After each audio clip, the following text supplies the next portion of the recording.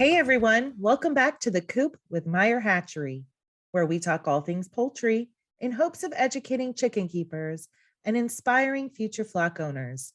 I'm Amanda, and today we wrap up our three-part series called Meat Shortages.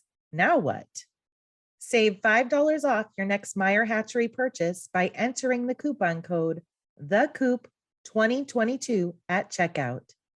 So far in our three-part series, we have been educated on what it's like selling processed poultry and participating in your local farmers markets, processing and raising your own meat birds, not only for your family, but for your community.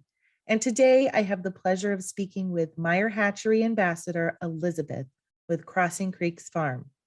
Elizabeth wears many hats and is a wealth of knowledge when it comes to producing pasture-raised, organic-fed, soy-free meats and eggs through regenerative farming practices. Crossing Creeks is a unique operation, not only offering their products direct to the consumer through their online and on-site store, but also hosting guests on their farm with unique farm stays. Elizabeth, thank you so much for joining us here on the Coop podcast once again. I know we've had the pleasure of having you on once before, but thank you for taking some time out of your busy farm schedule to chat with us again. Thank you so much for having me. I always love being here on the Coop. So for those that may not know who you are, can you give us a little quick bio on who you are and what you do? Sure. My name's Elizabeth, and I am wife, farmer, and manager here at Crossing Creeks Farm. We're located in Shelbyville, Tennessee, which is about an hour south-ish of Nashville. And we do regenerative agriculture practices. So our main focus is 100% grass-fed beef, pastured pork, poultry. We do chicken and duck eggs. We sell all of that through our farm store. And we also host retreat guests through RV sites, campsite. We have horseback riding lessons here. We just opened a private dog park here. So we do multiple things, but the heart of it is our animals and producing high quality meats and eggs. Well, after all that, I don't know if there's anything that you don't do. I'm trying to think what we're doing. That's pretty amazing. It's also hard to remember everything we do, but yes, it's a lot of fun around here. So it's a lot of farming, a lot of homesteading going on. Did you grow up experiencing this type of lifestyle, or did you kind of just grow into it? I did not. I grew up with horses, so I do have an agriculture background. Horses were my first love of animal. Of course, I thought I wanted to be a veterinarian, and outgrew that a little bit. And but horses really tied it in for me. And my husband actually came out of the horse industry as well. So that's where we had large animal experience. We didn't have any poultry experience. And I did, however, go to college for agriculture business. So I had experienced some different areas of farming through college. But no, overall, I did not know what it was to homestead. I can remember back in the day learning to turn my own butter several years ago and thinking, why didn't I learn this growing up? I wish I had. So a big part of what we do is so that our boys grow up with this experience. There's definitely a lot of skills that we don't see passed on like we used to. Oh, yes, definitely. I find it amazing and inspiring that you raise your animals on non-GMO, soy-free, and corn-free diets.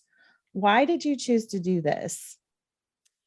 Yeah, so that was personally, we were looking for that kind of meats and eggs for our own health and our own diets. And once we started doing it, we found that there were a lot of people that needed it as well.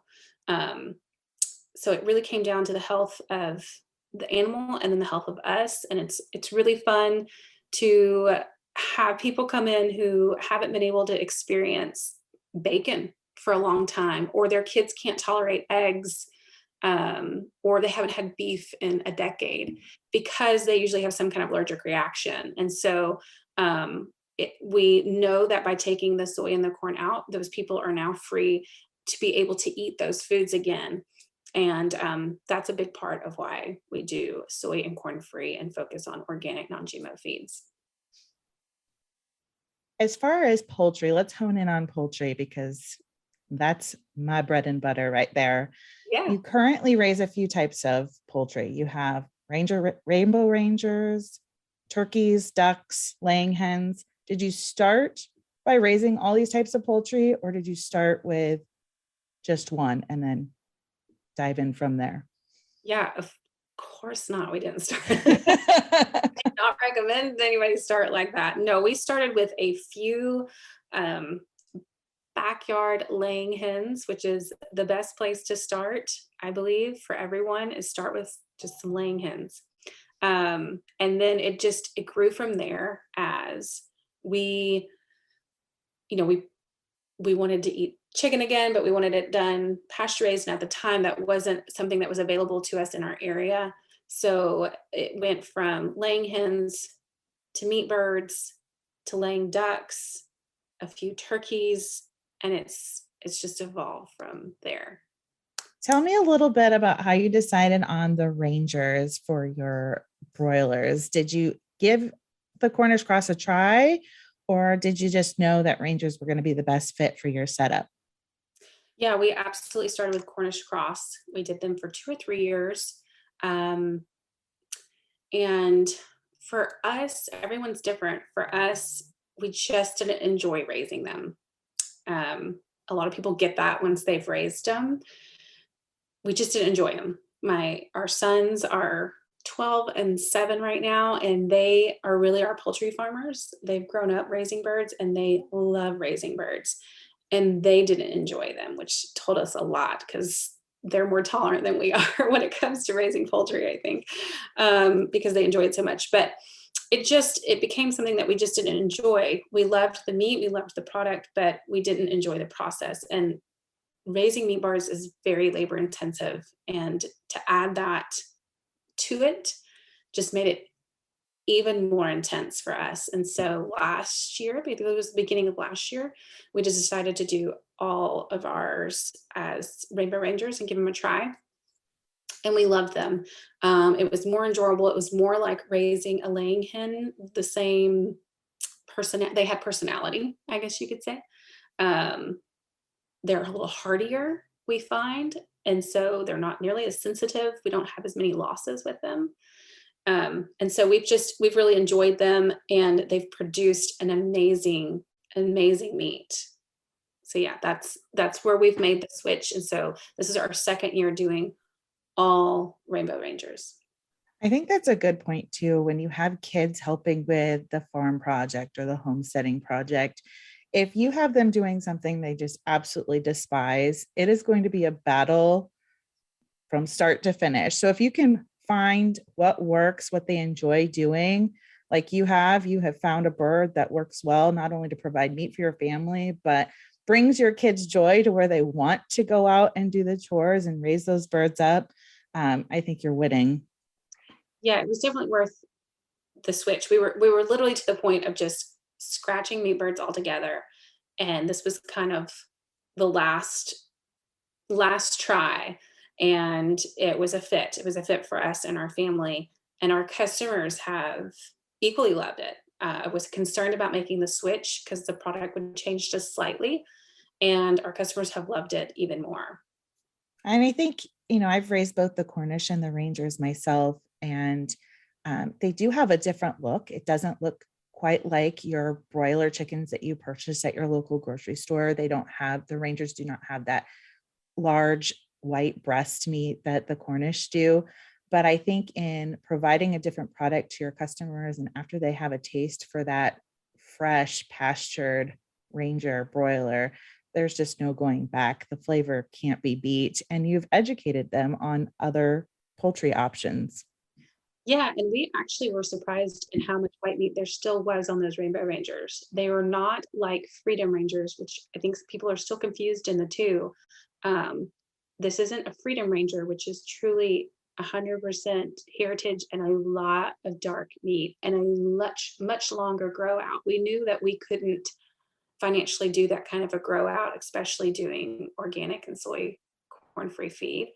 Um, And so we do about a 9 to a 10 week grow out with these Rainbow Rangers, and they still develop, they're later to develop their breast, but they still develop a good breast. And they make a beautiful whole chicken. Just we are sold out right now of chicken breasts and whole chicken. And we just have a couple weeks left before our first harvest, and everyone is on the waiting list for chicken to come back. So it's really been a great fit. And by far we've been happiest with the variety that Meyer has created with them. That's awesome. Well, let's talk a little bit about the other meat options that you offer as far as pastured poultry. Um, do you also raise ducks for meat, or are they also for eggs? They are just for eggs. My oldest started raising ducks about 5 or 6 years ago. It was kind of his little entrepreneurship business of his own. He was about 7 at the time and had saved up his money to buy his first ducklings. And again, they really are the poultry farmers around here. I should have them on the interview. And maybe next time they'll be our guest. Yeah, they should probably be on the Coop. Although we would really have to censor their, no, schoolboy honest, farmer boy honesty there. But no, he started raising ducks for eggs, and he will not let anyone eat his ducks. He loves them. But we did some research on raising ducks for eggs. For us,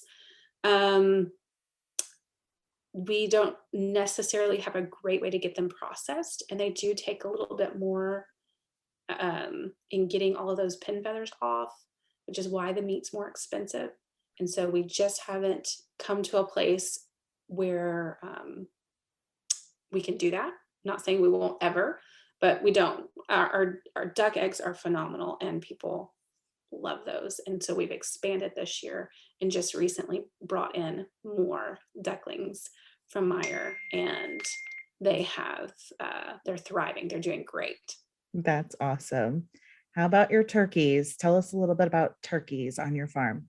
Yes, so we do this year. So we've gone back and forth with the turkeys. We had started with broad breasted. Actually, back in the day, we actually did a few of the red bourbons, but we went to the broad breasted.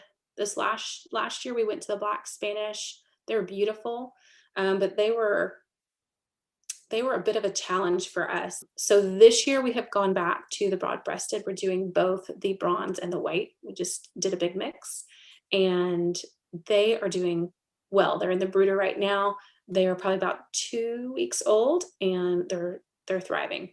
They're doing excellent. So we prepare them every year. We start with them late spring, and they'll go all the way through to October, and they'll be ready for Thanksgiving turkeys for our customers. You mentioned hoop houses and you pasture raise your poultry. What does it look like raising poultry on your farm? Like, how are they raised? Yeah, so we were blessed last year to be able to purchase some new coops that are a little bit more set for larger scale. Up until then, we've designed, built, bought every type of mobile coop you can think of. We built our own hoop ones for a lot of years. The problems with those were they were based out of wood, and so they were so stinking heavy that nobody could hardly move them. But we need them heavy enough around here because we have a lot of high winds, and so it's nothing for one to get flipped over. So they worked well. Those worked well for a couple seasons for us, but we were outgrowing them quickly. They would only hold 50 at a time, so we had to have a lot of those types of mobiles, and we really needed to downscale our amount of mobiles. So we were able to invest in these. These are, I believe, called the Mobile Chicken House is the brand that we use, and we truly love them. They have automated waters and feeders. They have a solar panel on them, and they have been phenomenal. We can do close to 150, 200 in each at a time, and we have 2 of those, and then we have a different style for the laying hens that's from the same people. Wow, those are pretty big setups. Do you move them you have to have a tractor to move them? No, that's actually what's great about them. We just use our ATVs. You could use a tractor. We use our side by side is what we call our ATVs, but they are heavy enough that they're not going anywhere, but they're lighter and they're on a skid, and so they've done phenomenal. They've really cut out a lot of labor for us. Like I said, raising pasture poultry is very labor intensive. And so it has cut down a lot of time for us, which was huge and totally worth the investment in them to be able to do that. So they've been a real blessing for us. I believe right now we've got two filled with the first batch, and there's probably about 320 birds altogether, split between the two coops. So we like to give Wow. ours more room. Yeah. We probably could cram them a little bit more, but we like to give them a little more room. We just find that they do better. We have less losses when we give them a little more room. And we move them twice a day. So they're getting fresh grass and bugs twice a day. Happy chickens. They are. Now, you said something about regenerative agriculture in your intro. Can you tell us a little bit about what this is and why you've chosen to farm in this direction? Yeah, absolutely. So when we entered into farming and creating healthier meats and eggs for ourselves, we really dove into what it was to do regenerative agriculture. I'm not even sure if it had that fancy term at that point in time or not, but um, we focus upon the soil health first. So it's soil, making sure we have a lot of earthworms in there, which are vital to everything. The soil's healthy, the animals are healthy, therefore we're healthy. And so for us, we practice intensive rotational grazing with our beef cattle that are 100% grass fed. So every 24 hours, they're moved to a new slice of grass. And then it's usually about 6 to 8 weeks before they come back to that same slice of grass. So that land has had time for the sun and rain and weather to wash it, sanitize it, dry it out. The parasite load is cut down immensely. We have no need for putting in man-made inputs to keep our animals healthy. They're able to do so just on a really great diet. And over time, that builds the soil back up that has been lost over years. And we're not using any kind of chemical fertilizers or heavy loads on the land. We're putting in good. That's kind of what we focus on with regenerative. And we focus on working with the wildlife and the nature that's around us, not against it. That's incredible. Oh, well, thank you. Kudos to you. More people need to be thinking this way. We sure have enjoyed it, and it's really neat to be at the place where we are now. That um, we're, we're just every year we're seeing what we've put in is really making a difference in the land. Um, Kind of a quick side note: I'm actually about to release a new blog post on our website this week, and it's about bird watching on the farm. So we had an RV guest, a husband and wife duo, come stay with us a couple weeks ago, and they are avid, very, very excited bird watching enthusiasts. And so they had asked while they were here if they could walk our trails and walk around the farm and find bird sightings. And we said, sure. They pulled out these big old binoculars and hit the trails, and we saw them sometime the next day. And we said, well, you have much luck. And they said, yeah, we identified and confirmed 51 different species in just over 24 hours on your farm. Wow. And I didn't know if that was like a big deal or not, right? I was like, I don't know, I don't really have time to watch birds other than the poultry that we're raising. Yeah. And so they said, well, typically when we go to a state park, we're really excited to see about 20 birds in a 24-hour period. And so that was really just a testament to what we have done to work with wildlife. We've obviously just created a wildlife sanctuary here. We have put in over maybe 30 to 40 different sites with birdhouses to draw in the tree swallows, and those are our fly control for our livestock. So it's all natural fly control there.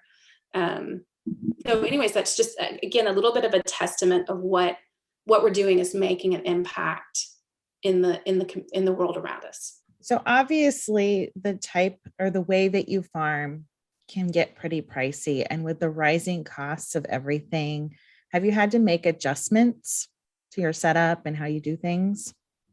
Honestly, no. The way we farm sets us up to be less impacted by things like inflation. So we're not bothered by rising costs of chemical fertilization. Um, we're not really even impacted a whole lot by fuel because we don't have to use tractors to feed animals or things like that. We do use our ATVs a little bit, but for the most part, we haven't been horribly impacted. We've started to feel just recently just a little bit of increase in our feed from our feed supplier. Um, but overall, no. The way we farm is more about our. It's more expensive on our time. So our time is always budgeted into the cost of our product.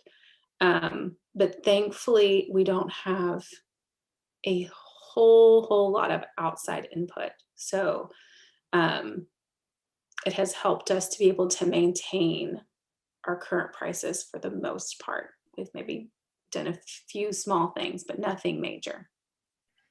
And so you offer your processed poultry to the outside consumers. How do you do this? Do you ship it? Do you have people come to the farm? What does that look like? Yeah, so we have a farm store on the farm. And so that was part of our vision was for people to be able to come to the farm and buy their food right where it was grown. They have access to us. They can ask us all the questions they want, and we try to give full transparency on how their food is raised. And so that's how we sell most of our products. We do offer some shipping. Um, I mean, it's not cheap to ship frozen meat. However, we do have some people that, again, they can't find it in their area. They have either sensitive diets or it's what they have been searching for, or they just really love the flavor of it. And so we do ship to some, but the majority of our sales is through our farm store, and it operates just like the grocery store. So you just come in and shop as if you don't have to buy into it, at least at this point. You don't have to buy into it. You can just come in in our store hours and shop, and we have a lot of other grocery items in there as well.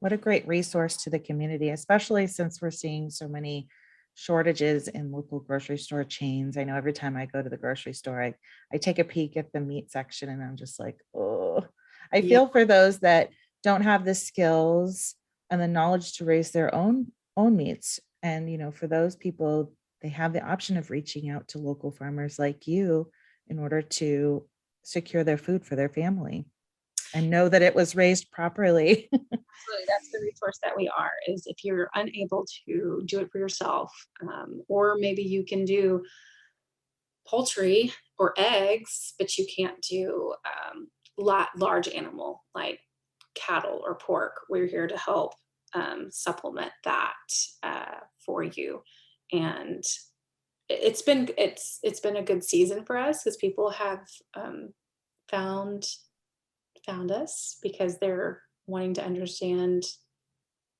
why food shortages, or they wanting to secure a little bit more of their food by obtaining a relationship with their farmer. And so it's been a good season for us.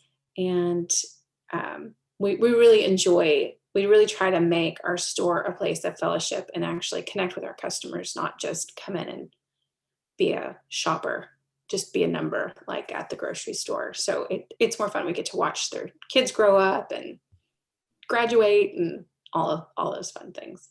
I know we hear about a lot of the negative things that have happened over the last couple of years. And, if anything positive came out of it, the small farmers, medium-sized farmers, even the large farmers, agriculture in general is coming back into the spotlight Mhm. because people are understanding that that's where food comes from.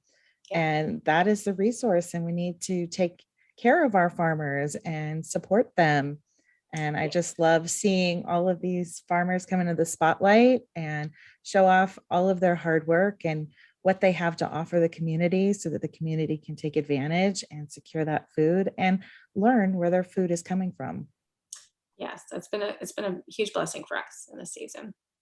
Another thing that I find really neat about your setup is the experience you offer. Not only are you allowing consumers to come to your farm to see how the animals are being raised, but you also host campers at your farm. What does this look like, and how does one go about taking advantage of this unique opportunity? Yeah, so we kind of accidentally fell into hosting, but it's been really cool. We've been doing it for over 2.5 years now, and are currently working to expand even more. We're adding 4 more full hookup RV sites as we speak. I can hear the equipment trucks running out there right now. Um, so it started with RVs, and then we have a campsite area, and that has two what we call open air cabins. They're designed like Adirondack cabins. And so there's no electricity down the campsite, but the two cabins can sleep a total of 10 people. There's a queen bed, bunk beds, and a cot in each one.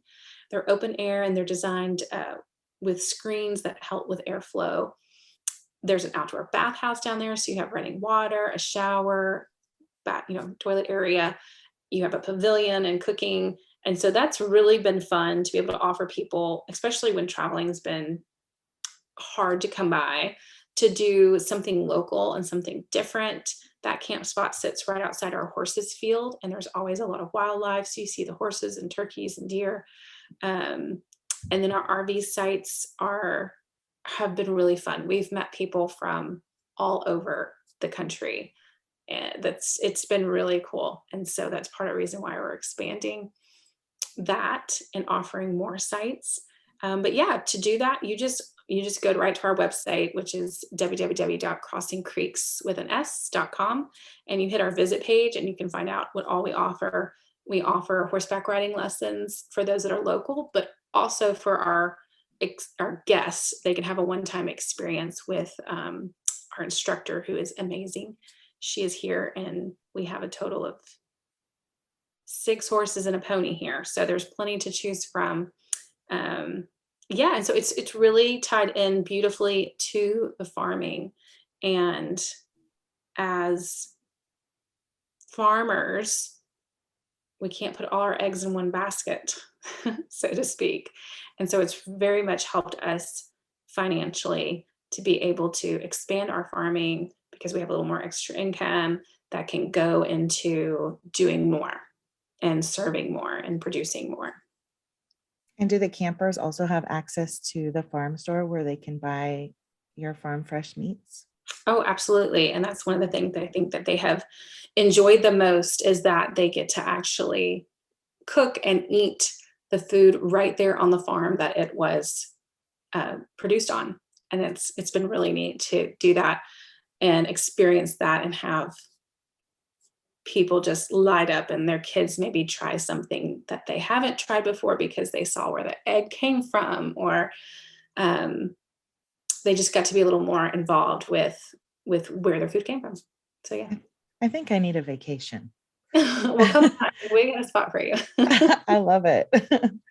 Now, as a woman juggling family, a farm, as well as a business, what is one piece of advice you would give someone contemplating this lifestyle with the urge to raise their own food, that may be unsure whether or not they will be able to juggle it all and be successful? Well, you can't juggle it all. So let me just stop you there. And the sooner you realize it, the better. I did at one point think I could absolutely do it all, and felt like I needed to do it all, but I cannot. But once I let that go, that's where this beautiful part comes in of community. And you find like minded people who are doing similar things that you're doing, to help support your business and support your family. So we have a lot of help that, whether that's local farmers that are doing organically produced vegetables or flowers, those come into our store because we can't We literally cannot grow and do it all. We have just a beautiful, beautiful community that has been built here. It's continuing to grow. And yeah, you can't do it all. It takes a village, huh? It truly takes a village. Start small. That's always my biggest advice to people is start small. We didn't get here overnight. Start small. Make sure you like something before investing into it, and then expand from there. So, yeah. Such great advice. Thank you so much, Elizabeth, again for joining me today.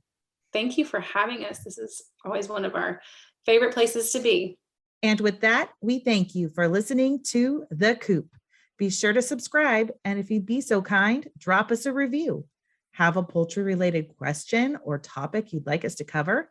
We want to hear from you. Send us an email to podcast@meyerhatchery.com.